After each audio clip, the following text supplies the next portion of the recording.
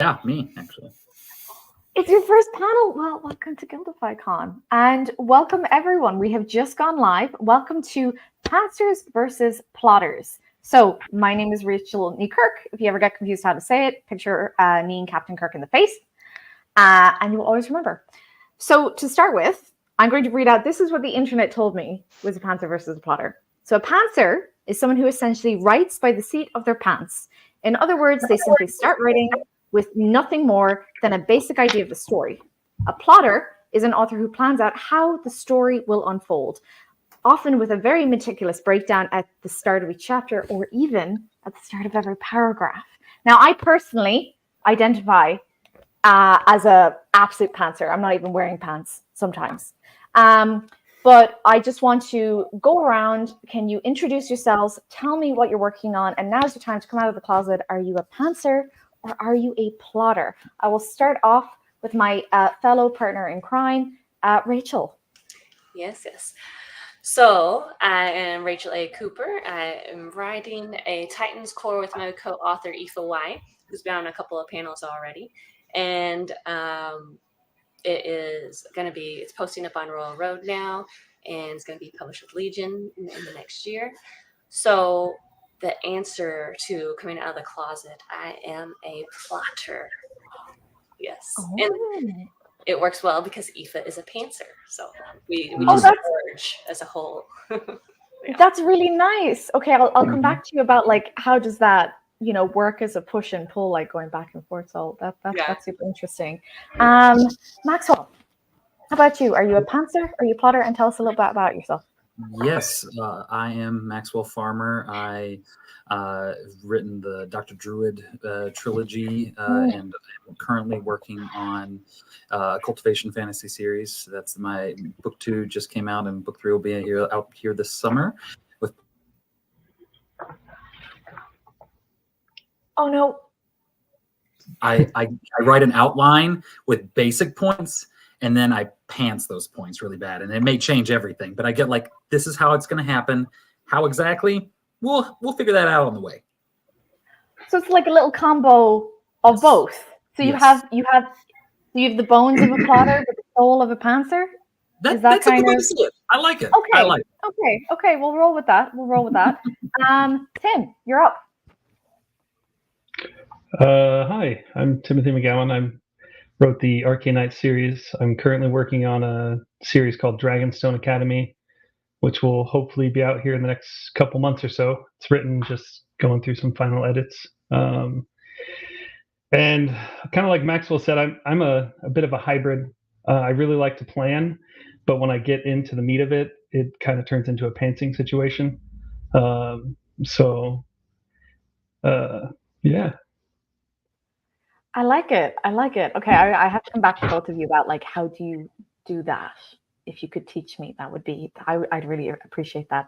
Matt, how about yourself? Tell us a bit about yourself and how you identify. Hi, so I'm Matt Herman. I'm currently working on my first 2 lit RPG series. My first one is the Monster Tamer Academy series. I'm co-writing it with Robin Weidman, who's a great guy. It's basically Pokemon meets Iron Prince. So it's kind of the mishmash I'm going for there. And on the side, I'm slowly chipping away at my own project called Dave the Trekker. It's an isekai, so guys transported to a world, and the heroes are called trekkers because they have to go on this big long trek and stuff. So that's my stuff. And so I used to identify myself as a plotter, but I'm slowly going more towards the pantser side. I like having a general frame, like beginning, ending, and then pantsing is kind of where I'm finding myself right now. And what about your co-author on your Monster Tamer series? Are they a pantser or a plotter? So they started out more as a plotter because I'm basically writing them, but we discuss the story ahead of time. And so the first book was more plotted, and it kept veering off course. And that's actually the story where I kind of realized, like, maybe I'm more of a pantser than I realized. The second book is a lot more pantsed, and I like the direction it's going. And do you find it easier now, having accepted your pantslessness, Yeah, to yeah, write the second book? that's a deft way of putting it. Yep. Okay, that's so interesting. I will definitely be coming back to that. Okay, so the reason I wanted to ask all of you first off how you identify is because all of us write entirely differently. I think even from there, we've got people who are plotters, pantser plotters, started one way, moved to the other way. Everyone writes entirely differently. There's no right or wrong way to write. If anyone tells you that, then they're full of shit. Sorry.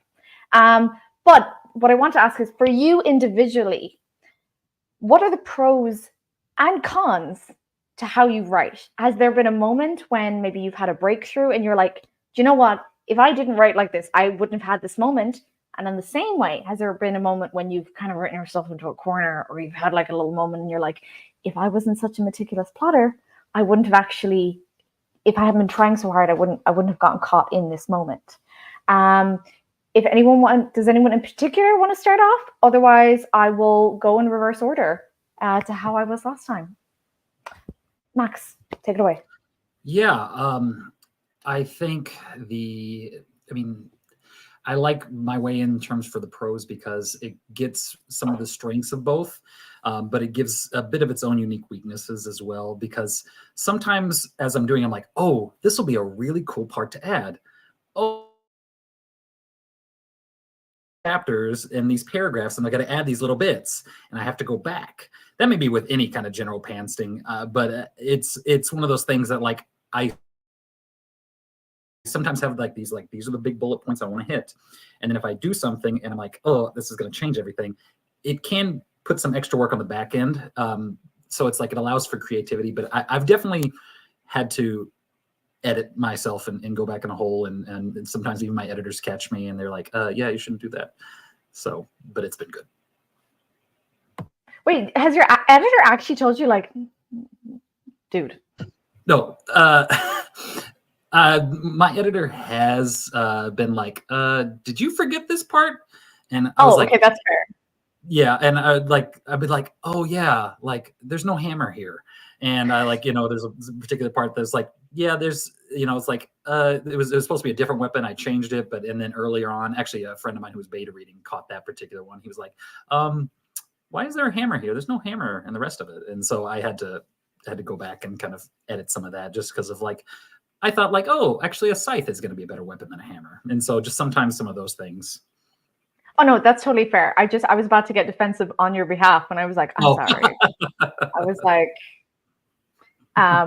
it's very helpful. I called someone a cryptographer for a huge part of the book, and it was actually a beta reader was like, did you mean cartographer? And I was like, oh shit, that was a test. And you passed. We'll just continue in the circle. How about you, Tim? What are the pros and cons to how you write personally? Well, the pros are when you have goalposts that you're kind of shooting for, you can tend to keep the story on track and it doesn't go so wild. Yeah. When I first started writing, I was very much a pantser, and I still have like 3 versions of what the story ended up turning into, to where like it went wild. It can go crazy. So I've slowly learned my own process, which is putting little mile markers to where I want to aim for. However, depending on how detailed you get, so I had to learn both ways. So I went too detailed, and I kind of learned that if I go too far, it takes the excitement out of the actual writing. And so it gets kind of dry, and I can do it still, but it hurts. It's not that fun, that creative feeling that I enjoy. So I've gone both sides, and I found kind of a happy medium, where I kind of allow my process to go and kind of guides me towards the next mile marker, so I don't go too far off track. So yeah.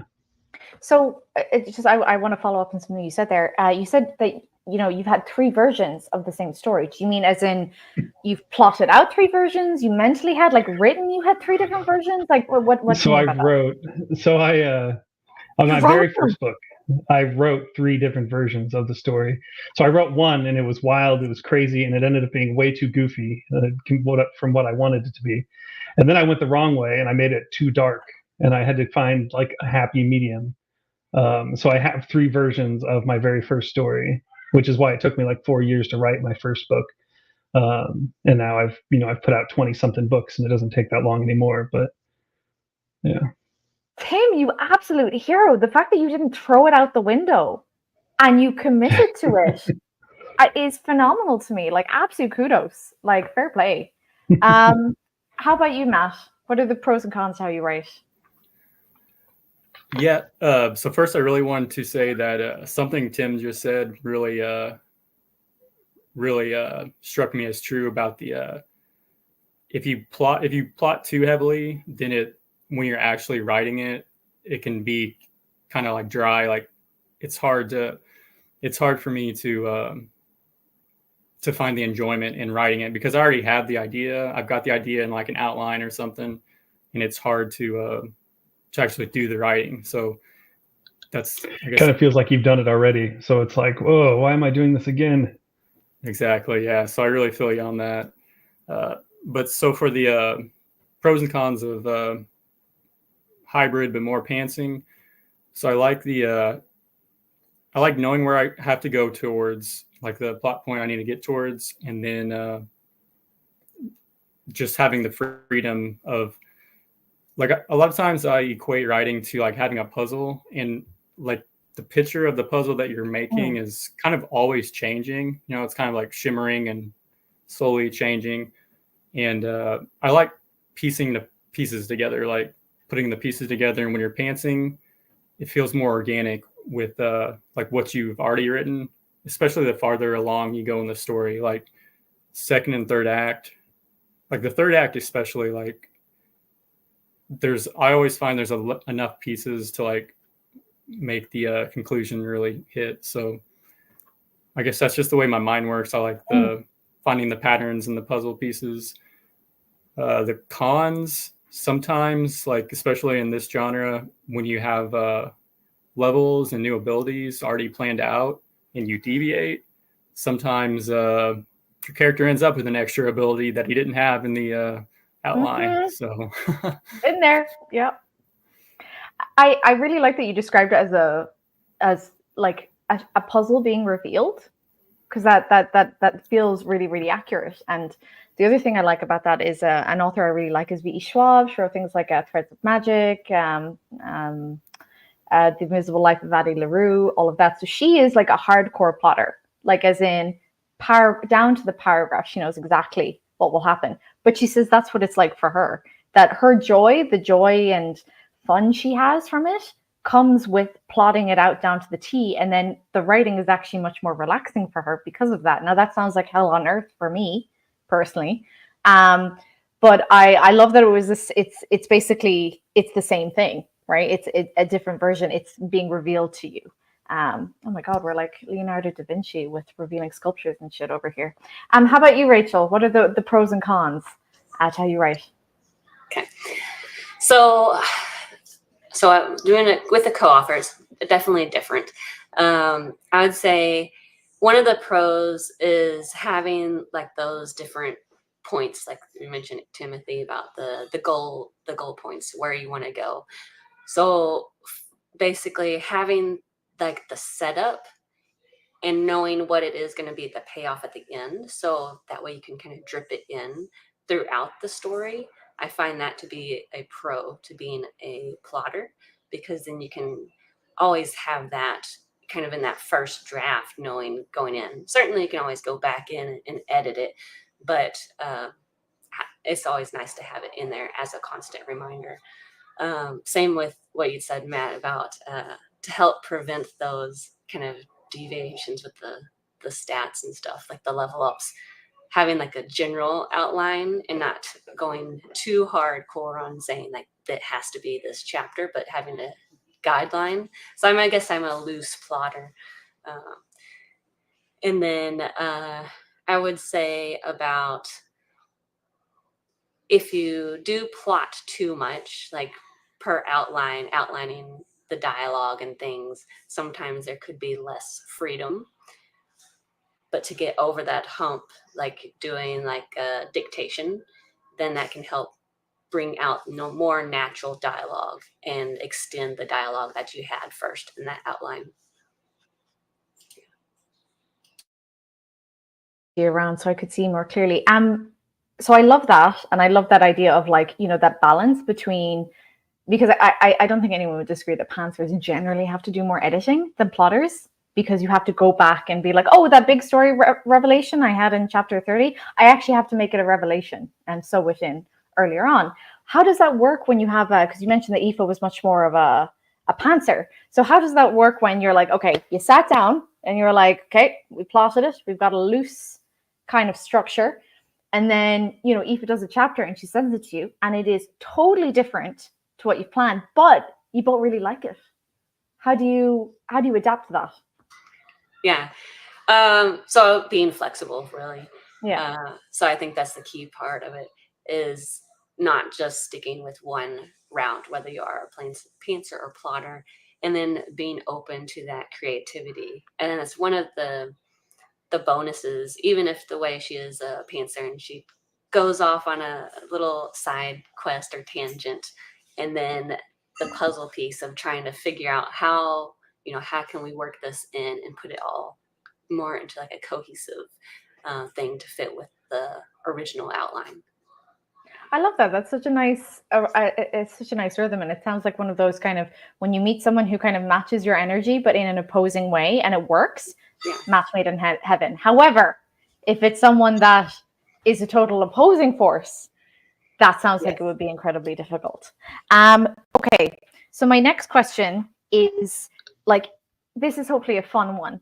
What's a really like fun moment from your own storytelling, from your own books, either from plotting or pantsing or a hybrid in between, that you have, it's taken yourself by surprise? Like one of those moments when you look back and you went, oh my God, holy shit, maybe I can do this whole writing thing.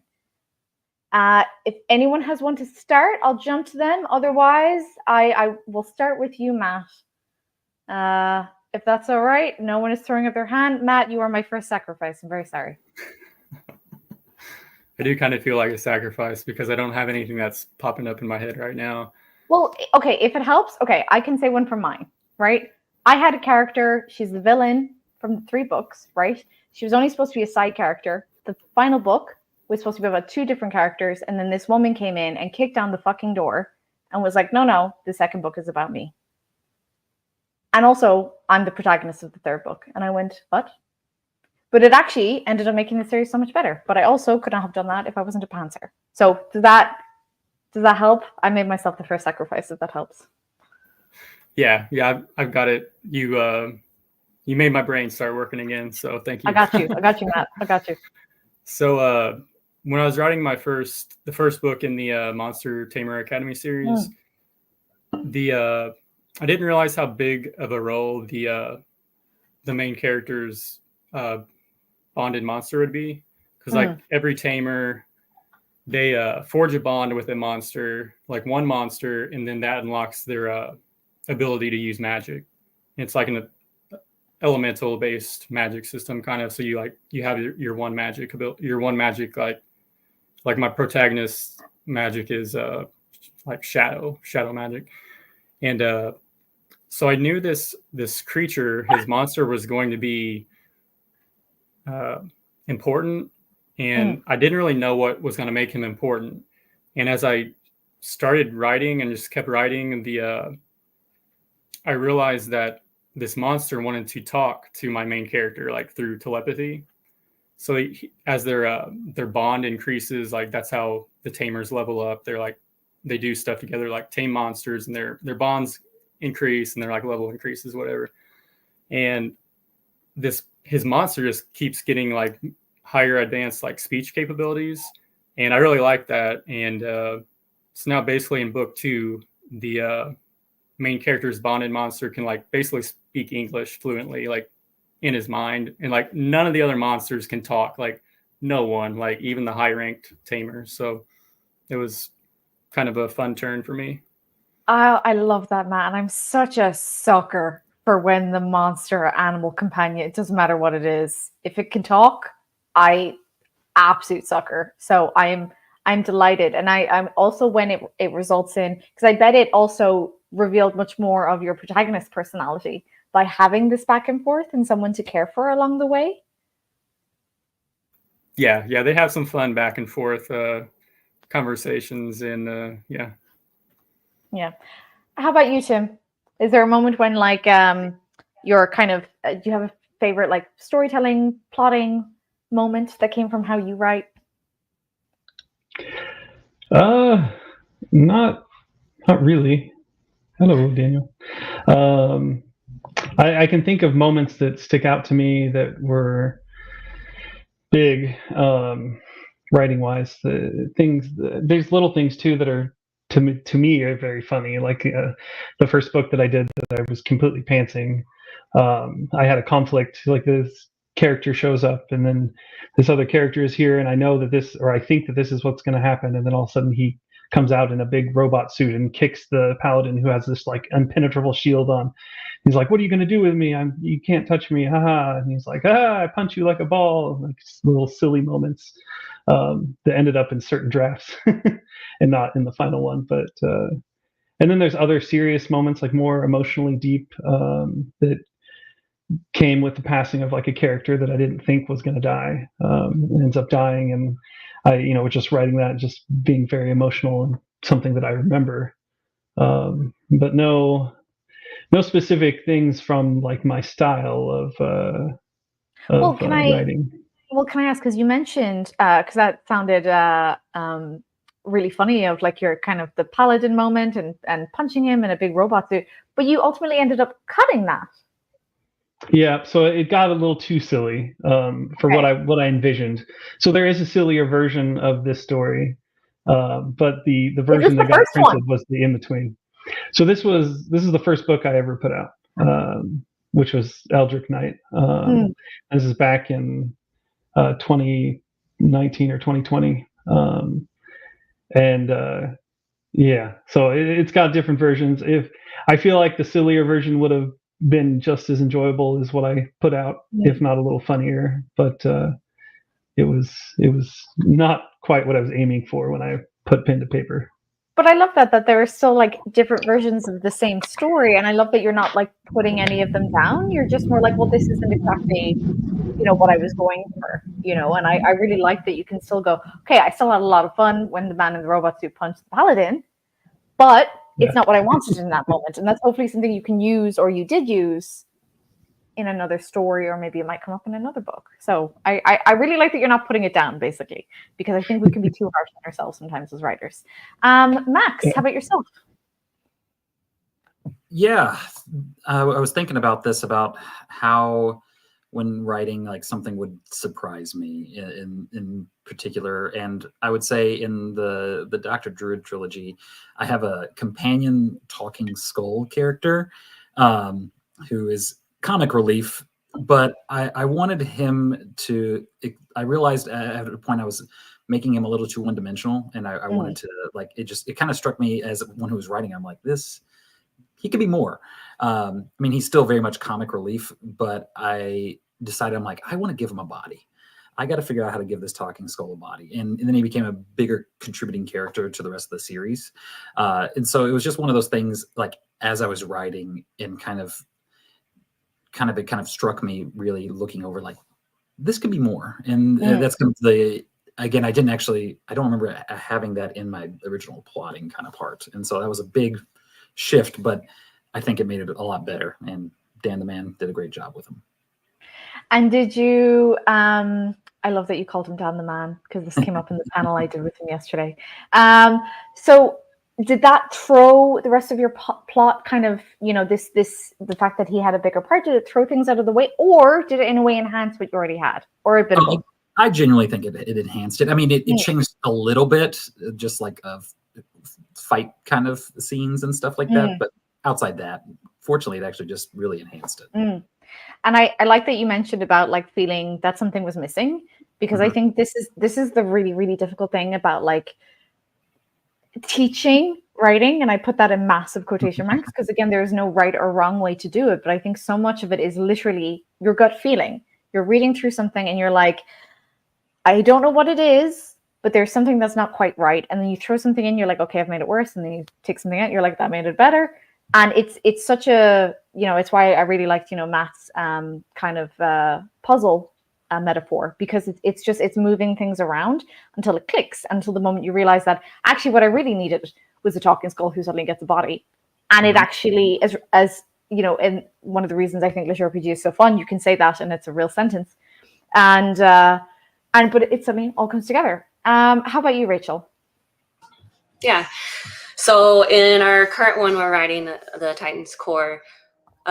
We have a side character, and we decided, okay, well, this will be a druid, and there's going to be like nature and be a kind of a healer in some ways. So we ended up naming him Lucky, and we're like, okay, well, he's like risk adverse. And we said, well, he has to die. And so we end up, Rachel. Yeah, while the others are like off doing a specific battle, then this Lucky guy, he's over there doing his druidic plant stuff. And so we do have him get killed by a plant, thinking like Little Shop of Horrors type of plant. So. Damn, Rachel. I love also that it was a conversation like, yeah, he needs to die. Yeah. But it's okay. It's okay. He does live. Like, he can respawn. So he's not dead for good. I still like it. I still like that you were able to look yourself in the mirror after that moment. Yes. I respect that. The poor guy. Lucky and everything. Okay, yeah. I love that. Okay, so here is one, and if you need to take a minute, take your time. If you could go back to your newbie baby author selves and give them some advice about what will the future of, like, something to help them along their future writing journey, what would it be? If anyone wants to start, you can raise a hand. I'll start. Rachel, go for it. Just because since I am a plotter, I will kind of say, especially with Lit RPG too, keeping spreadsheets and track of everything that's going on from the very beginning and trying not to fall behind on that, because if you get too far along, then it's like you're always playing catch up with what was that thing, and being sure to make sure it's in the story. Yeah. As someone who didn't keep a series Bible for her first trilogy, that's also advice I would give to myself. So that's really good advice. So yeah, how about you, Maxwell? What's advice you would give to yourself, your newbie author self?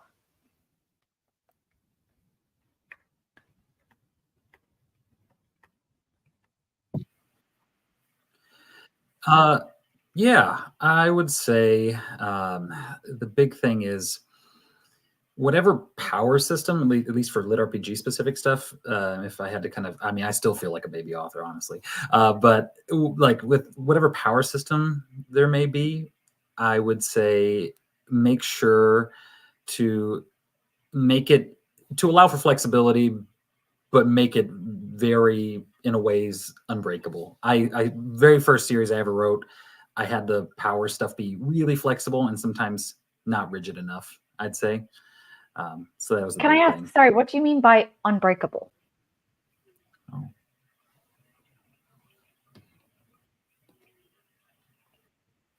Can I ask? Did you hear me? I would say, in regards to power systems, it's just making things consistent, because as a reader, but also as a writer as well, like people will catch that shit. People will be like, that's not consistent in there. And I'm like, oh, but it's cool. And it doesn't, DBZ rules don't work in that way. And so just trying to make sure that it's, allow for flexibility, but make sure it's very firm. And it's a lesson I'm still learning. Honestly, same. How about you, Tim? Well, there's like a million things I would tell myself if I could go back. One is to steal from Rachel, like take notes and stop being lazy after the first little bit. Like, because I always start off strong. Where I'm like, yeah, story Bible. I'm gonna hit this hard. I'm gonna keep all the notes. And then by the second, third novel, it's like, crap. But then also, I would probably talk to myself about burnout and keeping a good steady pace and not trying to go too overboard, even though you feel like you can keep doing it forever. Since I've dealt with several sessions of burnout through my career. I'm sorry, what man. else? Yeah, no, it's not fun, but it's just part of the career. If you're going to do it full time, it takes a lot out of you. So you got to pace yourself. For those that are wanting to write, that's a good advice, I think. What else? I would probably try to, although this was a lesson learned that I don't think I could have learned in any other way, but just by doing it and writing different novels. But I would maybe try to explain how what currently is working for me works. And like, you don't have to write 3 novels, like just to get the one. You can do this. You can set mile markers. You don't have to go overboard. But again, that was a lesson that I am happy that I learned the hard way, because it kind of has helped in my future books. So lots of things. I'm sure there's more, but if I can actually add something, just go for it. Yeah, go for it. Tim talking kind of reminded me. This is, I think, something that a lot of people deal with, but I feel for especially like newbie authors, people who want to write like first time, kind of, they're just like, let's do it. It's the show don't tell rule. I think everybody has it. Everybody deals with it, but it's always one of those ones it's always good to reinforce, especially when I was early on. If I could have grasped that concept, I could have saved myself a lot more time and stress. But it's also, and I love that you mentioned, Tim, that it's one of those you couldn't have learned unless you had done it. And I think, I think show don't tell, Max, is exactly the same. It's only one of those, it's when you have that blissful moment in which you go back to an earlier book because you're just kind of refreshing yourself and you look at it and you're like, oh God, what was I thinking when I wrote this paragraph? Because you know better now. And you could do that with a line of dialogue. You could do it with like a different scene, instead of info dumping like your life was on the line. But it's one of those things. You can say it day in, day out, but it's all about reading. I think it's why it's so important to read as much as you can. How about you, Matt? Yeah, so I actually have some probably controversial advice. We love controversial. Go for it. So I know in Lit RPG, like, it's always better to have a better idea of the system and the leveling up and the abilities ahead of time before you write. And I definitely agree with that. Like, plan that stuff out at least a little bit, even if you're like a full-on pantser. But my advice to my newbie author self would be to like set a deadline for the pre-writing stage, whatever you want to call it, whether that's outlining or planning out your world building. Because I know with some with some writers, like, world building can take years, and that's kind of a big threat. Like, if you don't ever just start writing, like, you can kind of get lost in the weeds instead of actually like writing the story. And so my advice would be, like, definitely plan and outline everything that you need to, but set a hard deadline that's like in the near future and stick to it. And then you should have everything you need to go to just trust yourself and write. So if someone came to you and they're really struggling, they're like, I have this system, I keep almost getting it right, then I have a new idea, and I throw it in and I redo the whole thing. And deadlines, it's not working for them. They just keep blasting past because they've got one more idea. Sorry to put you on the spot. I really liked what you said. What would you say to them? Like, would you have any particular advice for like how to like push past that? I'd start by saying that my advice probably isn't for everyone, because everyone's different and everyone's brains work a little differently. But I mean, that kind of happens to me a lot, especially with book ones, you kind of come up with new ideas because in the first draft, you're kind of like finding the story. You're still playing with some ideas, even though you have the plan on paper. So,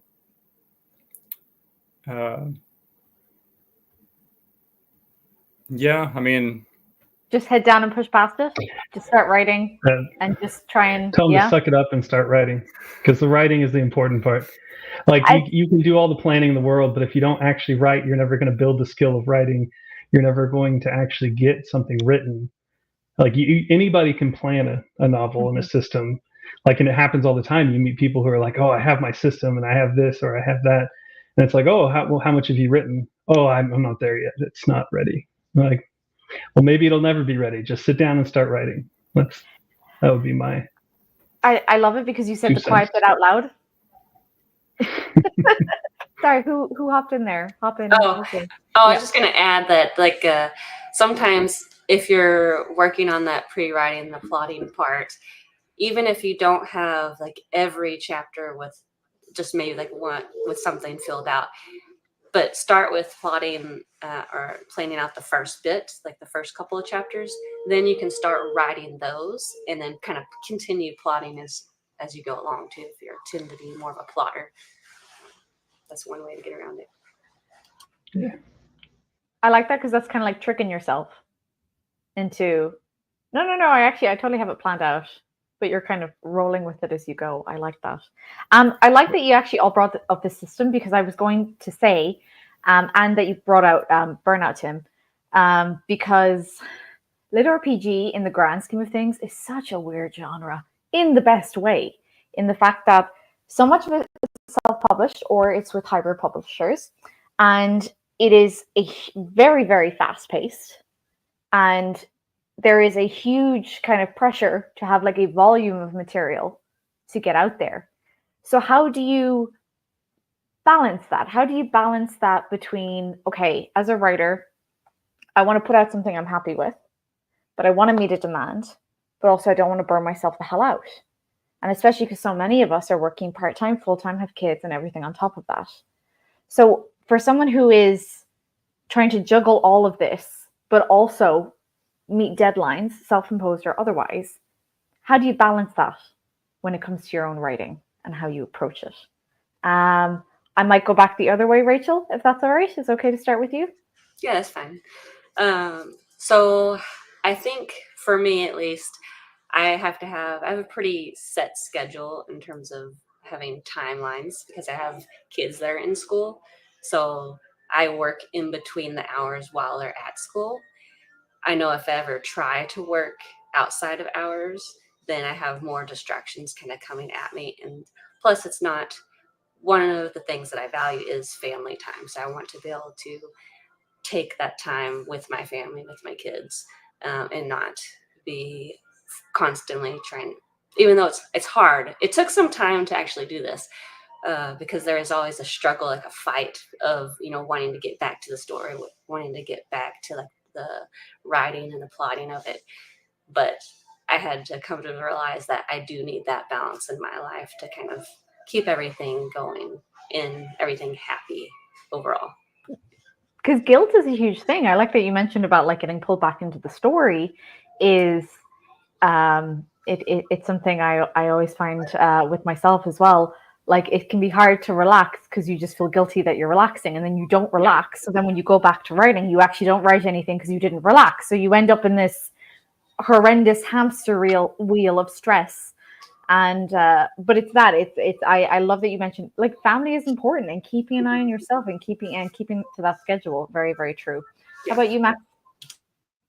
Yeah, very much echo the same. My kids are not school age, but I've got a 2-year-old and then a 1-month-old. So it's time management. Is a the big month, dude. Congrats. Yes. Thank you. It's all my wife. There's very little in the growing process that was me, but it's time management is the big thing, because family is a very big thing. Like a big routine is my wife usually wakes up the kids, and I usually put them down, and that's just like, that's kind of my time to be with them when I'm coming home from work. And so my writing grace period is when my kids are sleeping. I was about to ask, so Yeah. in that, like, when's your writing time in that? 8 to midnight. That's my, I mean, it may be more. I don't sleep a lot. That's my trade-off. But it's one of those things too, is trying to, at this kind of stage of my life, it's knowing about what my priorities are, that like, I can't go to the movies all the time, despite there being a lot of cool movies. I can go to one every once in a while, but I have to make sure I prioritize that, because I have to write and I have my family time and those kinds of particular things. You can't do it all. And so, yeah, it's very much a similar kind of thing, but it's time management. That's the big thing. I think it's a thing people don't really realize. When I was working full time and writing, people would be like, "Oh, what are you doing this weekend?" I'm like, "Writing." And they're like, "What are you doing tonight?" I'm writing. Like, I've you become very don't. boring. You become very boring, and that is a trade-off. But as long as you also still have fun along the way, I think Yes. that's otherwise you don't want to end up hating the thing you're writing. Exactly. No, and I mean, I'm having a blast, and and I just, my social time is hanging out with my wife and kids, and it's pretty great. So it's one of those things that I try not to take that for granted. And yes, there is times where I'm like, I really want to write. My kid's watching TV. Maybe I can squeeze it in, and it doesn't really work. It's like, because my kid's going to throw a dinosaur at me. It's going to be hard to write. So I was gonna say, I have had food thrown at me when I was trying to write, so it will happen, just so you know. yes, I very much believe it. So, but it's been good. But yeah, it's just that's a big thing. Is just trying to like kind of have my priorities for that, and trying to get that time management. It's not easy. It's a lot easier said than done. How about you, Tim? So those are both really good answers, but I kind of lost the question in them. Can you remind me what the question was? So it's about, lit RPG is a really high pressure genre. Like, how do you kind of work with your own style of writing, hit your deadlines, but make time for yourself? There was a lot of parts to the question, in fairness. I don't blame you for losing it. But basically, how do you work with your own writing style? We're still hitting your deadlines and keeping an eye on yourself. With a lot of care and patience. So I'm full-time, and I'm lucky to have a big window of time that I can write, where my kids go to school at 8, and then I've got until about 3:30 before I need to pick them up. And I have some pretty tight deadlines that I put myself on. So I could tell you theoretically next year what book I'm working on, because I have it all Excel'd out, and how much, on average I get every day and what is expected of me. So it can be pretty stressful when I don't hit those numbers that I've set for myself. And like, if I have a week where, like this week, I haven't really hit the goals that I've set for myself, it becomes kind of like a weight that just builds up on itself. And then I have to basically use the weekend to throw that off, relax, not think about I treat it very much like a job now, even though, it is my passion. I love it. But it's kind of like my 9 to 5. And then I have to, on the weekend, I have to separate myself from it to give myself a chance to kind of relax and repair.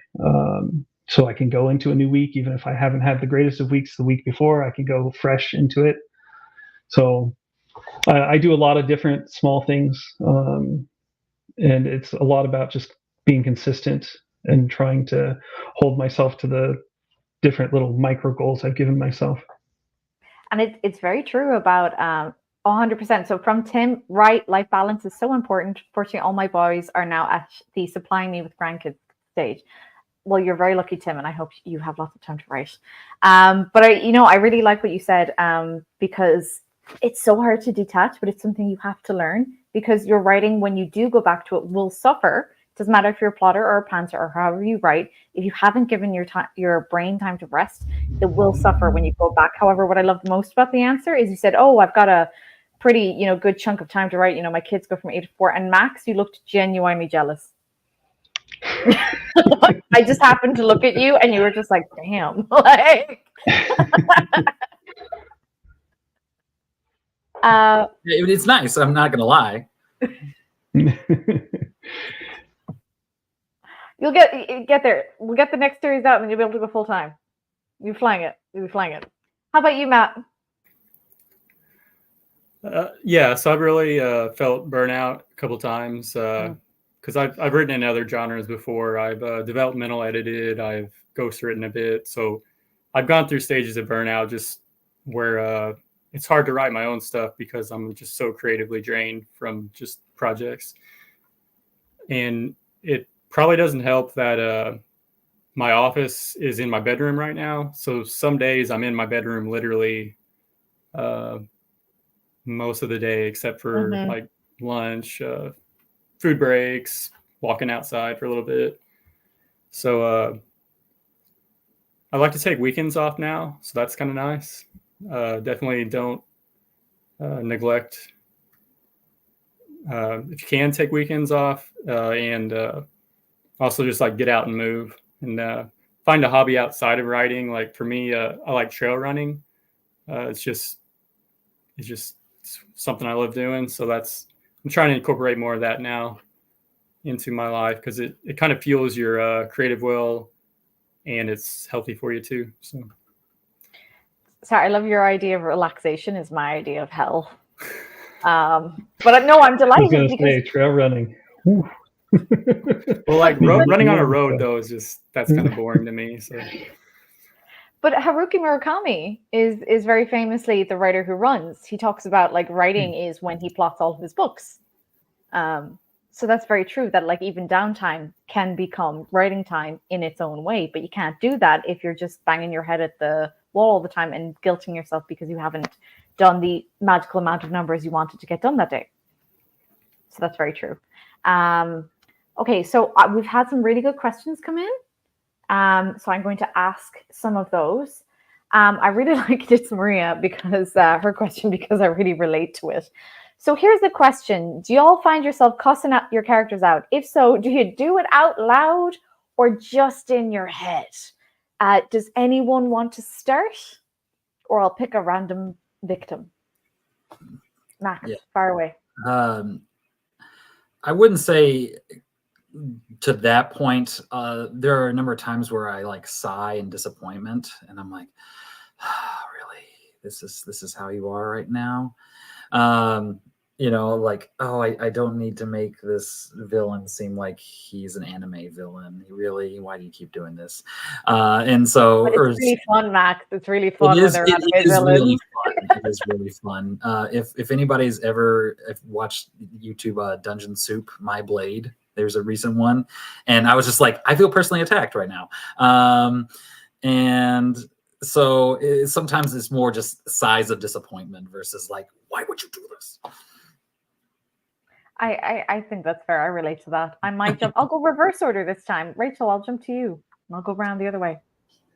Yeah, I don't think I've ever cussed out a character, but I just enjoyed if they did kind of veer off. And I have not cussed out Aoife for pantsing her way through a different direction. Right. Did you say you have enjoyed when they veered off, or you haven't? I do enjoy the veering off, but I haven't cussed them out, and I haven't cussed out Aoife either. So.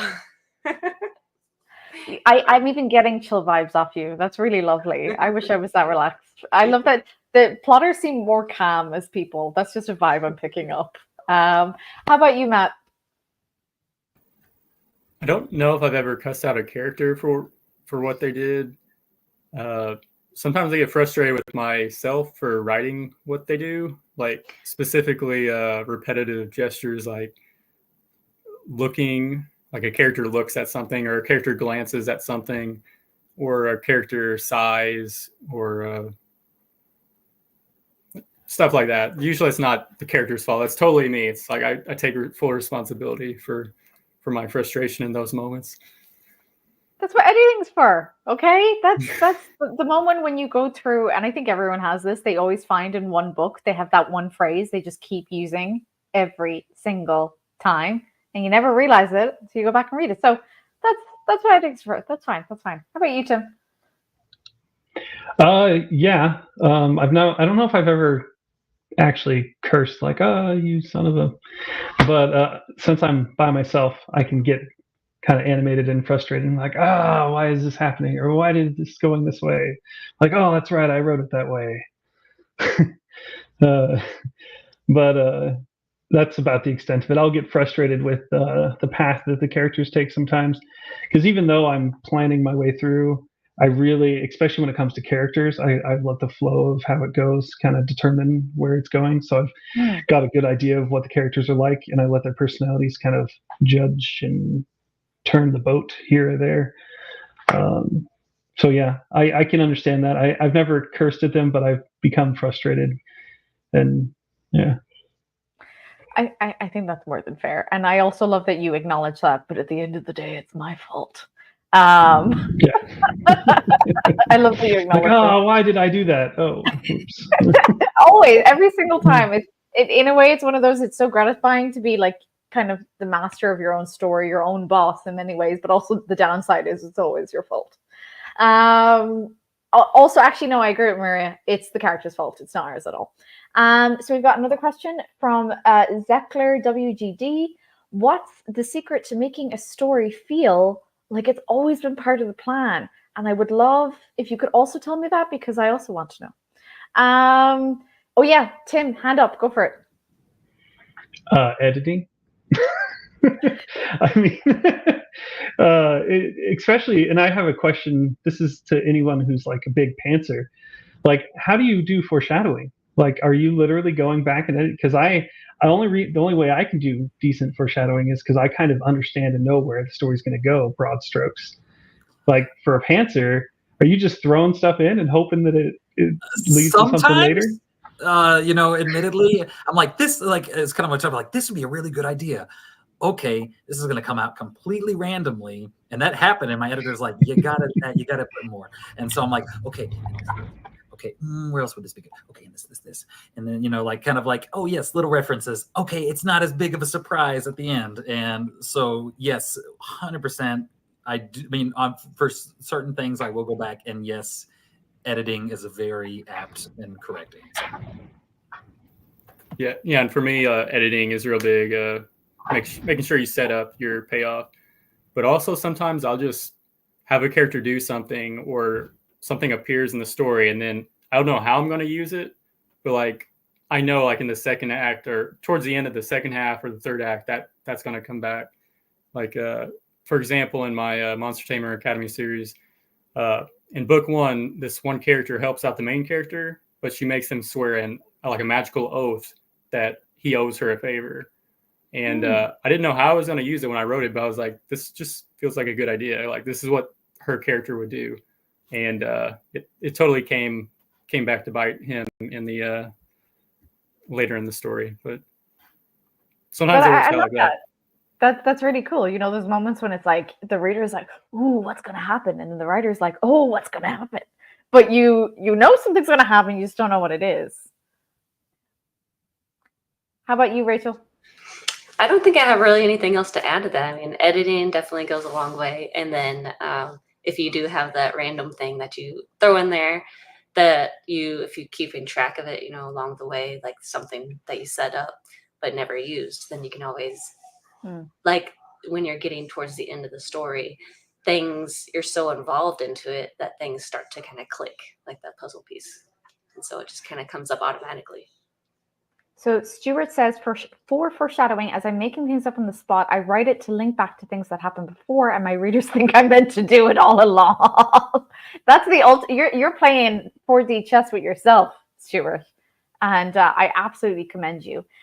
So we've got about 7 minutes left, so I'm going to do one more question. Actually, no, Joe, we'll do outros first, and then we can take our time on the last question. So that way we're not rushing too much, and we don't have like that awkward dead air at the very end of the panel. Okay, so thank you so much for coming to Pantsers. Just give a little bit of an outro. We'll answer Kyle, as always. He always gives really good questions, so I'll save his for last. Give a little outro. Tell us who you are, what you're working on, and where we can find you. Sorry, I need to say who to start with. Matt, go for it. Sorry. So I don't actually have any links to any fancy links to anywhere yet. been working on writing everything. But so my Monster Tamer series, the first book's done. I'm editing the second book, and those will probably start releasing in December, I'm guessing, or January at the latest. And my Trekker series, I plan on releasing that on Royal Road, and that'll probably be January. And then one more quick thing. I have a takeover on Sunday where I'll probably be talking about those series more in depth. So if either of those sound interesting, my David the Trekker series has a talking radish with ADHD who is an assassin class. So if you want to hear more about that guy, you can show up on Sunday or just catch the replay. I'm already sold. What time is your takeover on Sunday? I think it's like 11:15 Eastern. Perfect. I could be wrong. Perfect. Talking Radish, I am sold. Tim, who are you? Where can we find you? Did you say me, Tim? Yes, Tim. And what are you working on? Who am I? I'm Timothy McGowan, or Tim. I have an Arcane Knight series out. It's complete. The 6th book just came out on audio. So if you're looking for a complete series, it's about how many hours? Like 80 hours of audio, I think. Something like that. And it's complete, which is nice. Everyone says they're waiting for a complete series. So I was about to say it can be a rarity in LitRPG, so that's a huge accomplishment. Can you say the series name again? Yeah, Arcane Knight, the Order and Chaos series. I also have some various other series that are complete and out as well. A little shorter if you're into shorter stuff. I'm currently working on a series called Dragonstone Academy, and that, like I said before, will come out soon-ish. It's in the final stages. I don't have an exact date yet, but be looking forward to that. And then you can find me just in social media. The best place is if you want to just go to Amazon and follow me. They'll let you know when stuff comes out. I also have a website. If you want physical books, you can find them cheaper than you'll find them on Amazon, which is, right there. Perfect. Yeah, and that's me. I write a lot of books, and I finish my series, so you should check them out. And in LitRPG, that is a flex. How about you, Matt? Yeah, so I current works. I actually also have a completed series, not as impressive as a 6th book, but I do have a trilogy. The Dr. Druid LitRPG. I'm a veterinarian when I'm not writing, so it's about a veterinarian, and so some fun stuff there. A lot of nerdy references. I'm currently working on a fantasy Norse mythology cultivation series. Book 2 just came out. Book 3 will be coming out this summer. I'm hoping for 6. That's kind of how I'm planning on it, for 6 in that way. Then I can be as cool as Tim. And then, but yes, you can find me on my Facebook page. I also have a website, and I am working on an Instagram. So feel free. Just don't have any high hopes yet, and because I'm a dad now, and like all of a sudden I feel like it became a badge that like the skills on social media and it like just like all of a sudden went away. I don't know how, but it's just like a lot of the natural aptitude that I felt I had is not there anymore. So I'm on TikTok, and I feel you. Yeah. So, but feel free to check me out over there, and I'd love to chat and answer any questions at all. And I also have an author takeover at 10:15 Central Standard Time on Sunday. Fabulous. And also, I got a tip for you. If you use software called CapCut to make your videos, then you can upload them to both TikTok and Instagram at the same time with the push of a button. I'll write that down because I will. I got you. I got you. And Rachel, who are you and where can we find you? All right. I am Rachel A. Cooper. I co-author with Aoife Y. And we have a finished series, Wolf and Flame. It's a progression urban fantasy. You can find it up on our website. It's also on Amazon, Kindle Unlimited. But we're also dropping a Titan's Core right now on Royal Road and Patreon. It is a lit RPG isekai with a tower climber with kind of high stakes Squid Games kind of feel to it. And we also have an older one that's on there for Hunter Origins, which is a more cultivation-based system. And you can find us on Facebook, Twitch. We stream twice a week, Tuesday, Thursdays on Twitch, Discord. So check it out. I love that you stream and write at the same time. Yes, that's very cool. That's when we do our plotting session, so you can see how we plot during that time.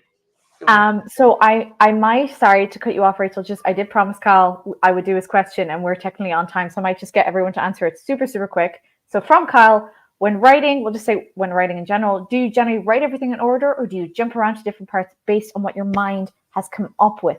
We'll go around real quick. I'll do in a random order. Tim, go for it. In order. I can't jump around. My brain doesn't work that way. I've tried. I have to do it in order. I'm very much the same. Matt. I also do it in order, but as I've kind of indicated, I will jump back if I find something cool that I think should be in there. Sorry, I did say Matt, but they're both M words. So, in fairness, not your fault. No, all good. It's the Irish accent. We'll blame my accent. We'll now go to Matt. Yeah, so I generally write in chronological order, but sometimes if I'm not feeling a scene, I will literally just skip it. I'll put brackets and put insert scene or whatever. Sometimes it comes back to bite me later, but usually once the first draft's done, those patchy places that I skip, they usually come to me quicker. So works out. And more importantly, that's future Matt's problem. Which is the most important when you're writing. Rachel. Yeah, yes, also in order, but if there's something, an idea that sounds really cool, pops in the head, then I'll make a future reference to it, like make note of this later on to include. Perfect. Okay, well, welcome to Pantsers versus Plotters. I think the overall takeaway is we're all a little bit of both. And writing is hard and we do our best. That's what I've taken from this. Smile and wave as we end the live. Bye.